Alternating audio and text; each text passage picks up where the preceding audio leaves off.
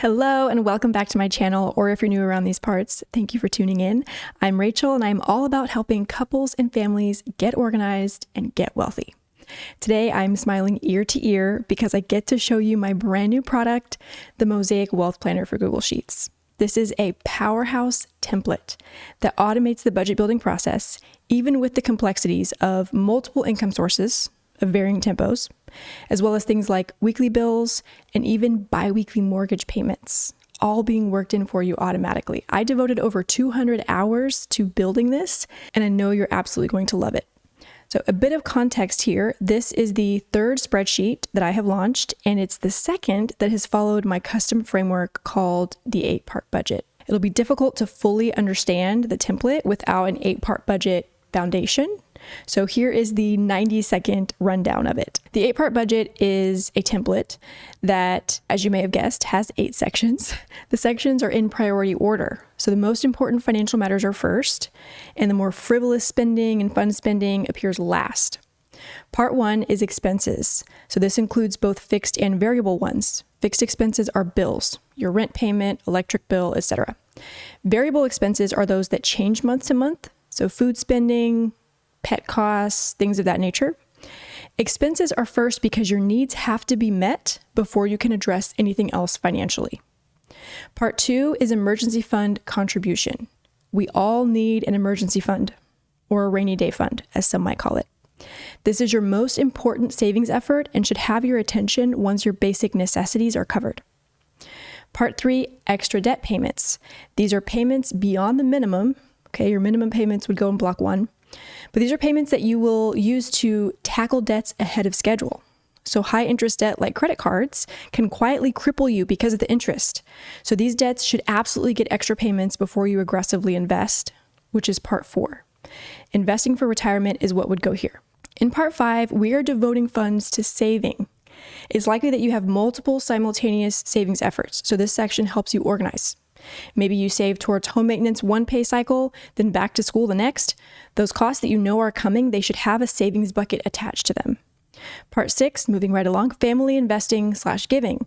So if you're investing in a 529 for your child, or you're paying for their summer camp or extracurriculars, those payments would go here. Tithes and contributions to charity are also best fit for part 6. As we near the end of the framework, part 7 and 8 are collectively what I call the fulfillment portfolio. So we all have investment portfolios that make us wealthy, but your fulfillment portfolio includes those things that make you happy. So maybe that's travel, camping, monthly date nights, retreats, a kitchen reno. These are a few examples. The difference between part 7 and 8 is this. Part 7 is your joint fulfillment portfolio, those happy funds for the entire household. So if we go to the zoo as a family, block 7. We host a Halloween party and agree to use joint money to cover it, block 7. In contrast, part 8 is your individual fund money. I think a solid approach here is to split whatever funds remain 50-50. So if you hit block 8 as you set up your budget and there are $400 left to direct, that would be $200 per person. These funds are great for hobbies, business ventures, or gifts to your partner. The idea with the 8-part budget is that you direct every dollar of income you receive, and you do that as you progress in the template in order. Also, I think you can see that the 8-part budget construct is an excellent fit for those couples who follow a hybrid model. It's not completely joint, but it's also not completely individual. Before I continue, if you've been enjoying the video so far and are finding this budgeting model to be a refreshing approach, do me a favor, support the channel, tap that like button, and click the bell so that you can get notified when more content drops. Okay, now that we have a better idea of how the budgets in the spreadsheet will be set up, let's pop to an overhead view and look at how you can set this tool up to do all of the heavy lifting. So there are 3 different versions of the template to choose from. We have monthly, which is what you'll see me walk through in this video. There is semi-monthly, and then there's bi-weekly. The version that you choose should match how often you're paid. And it will also be how many budgets you run per month. So for example, if you choose the monthly template, you're going to have 1 budget per month. If you choose the semi-monthly, you're going to have 2 budgets per month because you have 2 pay cycles per month. And finally, if you choose bi-weekly, you're actually going to have 3 budgets per month because there are a couple of months throughout the year where you're paid 3 times instead of twice. So each budget matches a pay cycle. So just make sure that you choose the one that aligns with how often you're paid, and keep in mind that that will match how many budgets you run per month. Now, if you're in a relationship, you budget with somebody else and you have different pay tempos, you're going to choose one of your pay tempos to rule the household budget, if you will. So maybe spouse A is monthly and spouse B is biweekly. You two talk about it and you say, well, it'd be nice to budget monthly. So you're going to budget based off of spouse A's paydays, spouse A's pay tempo. Then spouse A's paydays will be what you load into the main part of the setup tab, which I'll get to in a second. But again, it just comes down to how often are you paid, and keep in mind that every pay cycle is going to be a budget under this system. I'm here on the README tab. There is so much inside of this template. I can't possibly show you all of it in one video, but I will show you the core budget building functionality here today. I'm going to pop over one tab to start here. And this is essentially the setup tab. There are 14 tables worth of information to drop here. You're going to drop all of your numbers and information once, and then it will pre-populate your entire year's worth of budgets. I'm not going to show you all 14 tables, but I'm going to hit the main ones so you can get really the big idea of what's happening here. Starting with what year do we want to use the planner? I have chosen 2024. And since every month is going to feature a money calendar, we can select either a Sunday or Monday start for those calendars. I'm going to choose Monday. Below this, we have the first of the 14 tables. This is the master category list. Every transaction in your budget, every expense, we want to be able to organize it under some larger umbrella. So for example, your mortgage would be a housing cost. Okay, so you'd make housing a category. Daycare for your child, that would be under the children category. You pay your electric bill, that would be under the utilities category. So you're going to want to determine how you want to organize all of your transactions. That is what this list means. There is a pre-filled one for you that you're welcome to keep exactly as is. That's what I'm going to do here in this video, but there is space to add your own. You can modify any of the ones in white cells. And now is a great time to mention that when you see a blue filled cell, that's your indication there is a formula behind that cell, or that text or value in that particular cell is being used somewhere else in the template. So if you write something over that, you're going to lose functionality somewhere in your spreadsheet, whether it's a chart or a summary. The rule of thumb is don't touch the blue cells. These top three here, investing, savings, and debt, I'm using those exact names in other parts of the spreadsheet because they're pretty much universal terms. So please don't change those. I'm going to skip over now to table 3. This is the monthly master bill list. So when you download a fresh copy of the spreadsheet, your due column is going to be filled already. And it's all numbers 1 through 31, but each number appears 3 times. So what I'm indicating to you there is you have room to list up to 3 bills per day, but also keep in mind these cells are white. You could absolutely change these. You could make it to where your entire list is right here, and maybe it's 1 through 30 right here, consolidated, however you'd like to do it. Or you can just go bill by bill, logging into your utility accounts, your various subscription accounts, and attaching them to the due date that's already listed for you. Because here's the construct here. You have your due date. In this second column, you're going to put a description, how you'd like that bill to show up in your budget. What do you want it to be called? And then your categories here, these are those overarching means of organizing your template, like I mentioned before, and they're pulled from this list right here. So we're going to select a drop down to categorize that expense. We're going to provide a projected cost. Then we're going to check if it is on auto pay. We'll check yes for this box here. If it is a need inside of our budget, as in it is a core expense, food, housing, transportation, we're going to mark it as yes, that's a need. So things like Netflix, lawn care, those would not be needs. You wouldn't check those, but for sure things like your bills, housing, life insurance, let's check those as a need. So I've got a fictitious couple here. We're calling them John and Jane, and this is a demo budget for this couple. Below the master bills, we have weekly bills. So there are some of us who have a bill that's due on the same day every week. It's not necessarily, oh, it's always the 28th or it's always the 2nd. Maybe it's every Tuesday for John and Jane, they have lawn care done. So we're going to put Tuesday as the day of the week that it's always due. The description is lawn care. We'll categorize this as housing. And let's say the cost per week is $20. And maybe it's not on auto pay and it's not a need. So we are done now working in consistent weekly bills. As you can see here, you can list up to 6. So this is pretty great. Again, everything that you're listing here on the setup tab is going to be automatically integrated into your budgets. So this can handle consistent weekly bills. Let's pop over to table 5, which is your variable spending. We want to list projected amounts for things like food, tolls and gas for your car, those costs that can vary month to month. We want to provide estimates for those, but pay attention here, really take your time on this tab because we want to provide estimates per paycheck. I'm using the monthly version of the Mosaic Wealth Planner for Google Sheets. So my projections here are monthly numbers. If you're using the semi-monthly, then you're going to want to provide an estimate that's for about 2 weeks of spending. The same is true for biweekly. That should match about 2 weeks of spending. So what you see here should match per budget, how much in each area. So I've captured those there. Table 6, just below that, this is where we start getting into setting up the time windows for each budget. So those start and end dates. The way we do that is by indicating when we are paid. This is for the overarching pay timeline. So for me, it's monthly. The first payday of the year, remember I said I wanted to use this template for 2024 for John and Jane. Let's say Jane is the one who's paid monthly and her first payday of the year was January 1st. I'm going to use this checkbox here to indicate that she's always paid on the 1st. It will auto-populate the rest of her paydays for the rest of the year. And if we scroll down just a bit, we can tell the template what we would like that paycheck to look like every single month. We want it to be called Jane. It is earned income, and we'll say that the amount is $6,000 a month. If this is pretty consistent and we want to see it look like this in every single budget for the entire year, then we can say descriptions are always the same and amounts are always the same. Below that, I'm going to add a couple of non-monthly subscriptions for this couple. So these could be things like annual fees for credit cards. Maybe it is an annual renewal for something like Amazon Prime. Again, I want to make sure that I am paying attention to the format I need to be using. In this case, it's month, day, year. And I said I was using the template for 2024, so I should have a 2024 date here.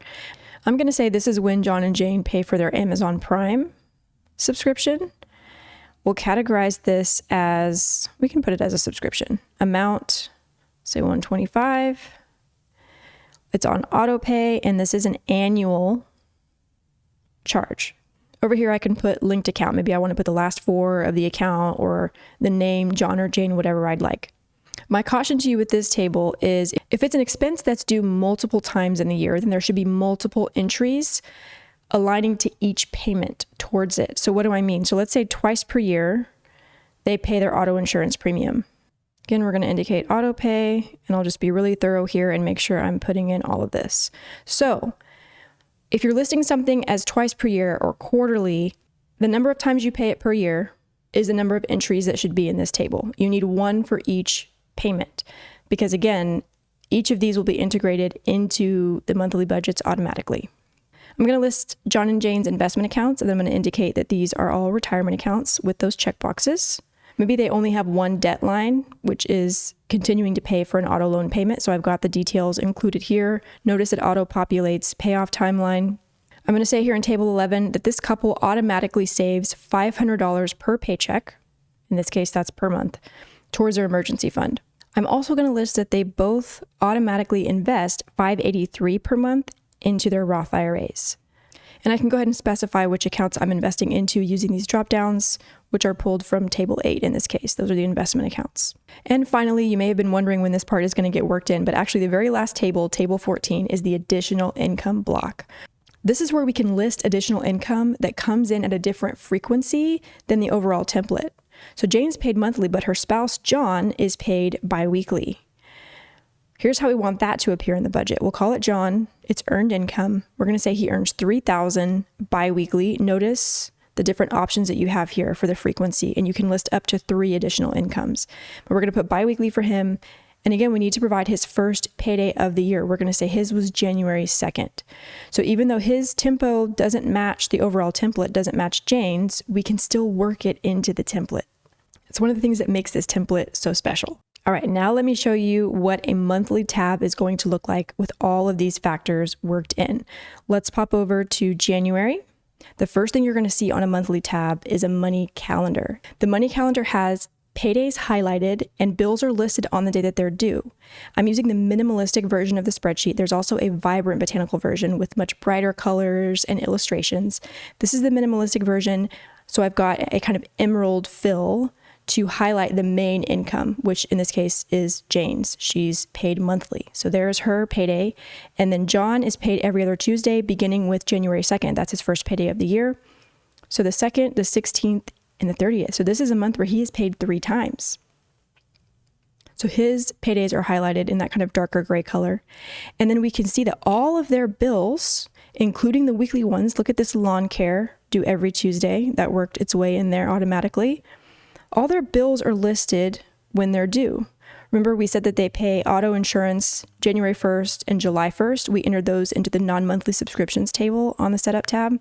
That has worked its way in as well. So it's not just monthly bills. It's also the weekly recurring ones, the non-monthly ones. They're all going to be put here automatically. I indicated I wanted a Monday start, and I've got that here for January 2024, fully dated. Everything is there that I want. If I'd like to add things like travel or, special events, important dates, holidays, if I want to list my credit card dates, like my due date or my statement date, I can add all of that on top of what's already here. I can just go into any blank cell and add whatever I'd like. I can change colors if I want to, but there's that nice checklist over here to guide you through making sure that you've got everything that you really want to see on your money calendar there. You can list goals below that, and you've got some space for notes. Let's look at the budget. This is the monthly version of the template, so they have one budget each month. The budget window is the entire month of January. The first block is the income block. Jane is paid $6,000 on the first of every month, so this is corresponding to her January 1st payday. John is paid biweekly, and he has 3 paydays in January 2024. He's paid $3,000 every paycheck. So we have $3,000, $3,000, and $3,000. So we should be seeing $9,000 for him in the income block for January, and that's exactly what we have. As we look into block 1 of the budget, we have their fixed expenses. Due date is here in chronological order, the description that we gave on the setup tab, as well as the category and the projected amounts. We also have pulled over for us the auto pay yes, no indication here, which can help us remember what do we need to manually go in and pay. Notice for the weekly ones, there is now a date attached to each one. So rather than having just one line for lawn care and adding it together 5 times, we've got a unique line each time. So that we'll be able to record paying it each time. So that's how those came in. All of that is there. We have variable spending below that. So they're food, fuel, pet costs. Totals are auto-calculated as I keep going in the budget to see what I have left. Here's their automatic saving that I listed. $500 going to their emergency fund. It's automatically there for me. They automatically invest $583 a month each into their Roth IRAs. They're for me, ready to go. So what I can do now is with the remaining funds, a little over $6,000, I can work my way through the 8-part budget, going in order. Maybe we want to increase this emergency fund contribution. Maybe we want to bump it up to $2,000. They don't have high interest debt that would be loaded over here. If they did, my recommendation would be to aggressively tackle that before really pressing on the gas even more with investing. But maybe they want to open up a joint brokerage and start getting really aggressive in their investing. I mean, they've got a lot to work with. And rather than having to worry about, oh, did we forget a bill? Is everything really here? Are we sure? They can rest assured it's all been placed in the budget exactly where it needs to go. And they get to put these remaining dollars towards financial goals and fun. So just to give you a look at what another month would look like where John is only paid twice, here's March 2024. There's Jane's payday highlighted, and then we have John's on the 12th and the 26th. Again, all bills copied over when they're due. And in the income section this time, Jane's monthly $6,000, and then John is getting 2 $3,000 paychecks. So we have $6,000 here. So in a typical month, they're going to have $12,000 of income, but twice this year, I believe it's January and July, they'll have $15,000. So that's a month where they can definitely work towards making big strides towards financial goals or things that make them happy. But that is your first look into the Mosaic Wealth Planner for Google Sheets. There is more content to come that shows you just what this template can do. There's a lot. We've only scratched the surface here, but you can see how it's so nice that you don't have to duplicate your bills every single time. And you really only have to do that homework assignment once of figuring out what are all of our bills? When are they due? What about the ones that are quarterly or twice a year? Do we have any automatic saving or investing that we do? Just drop all of that on the setup tab one time and let the template take care of the rest. I hope you found this video helpful. Thank you for watching, and I will see you next time.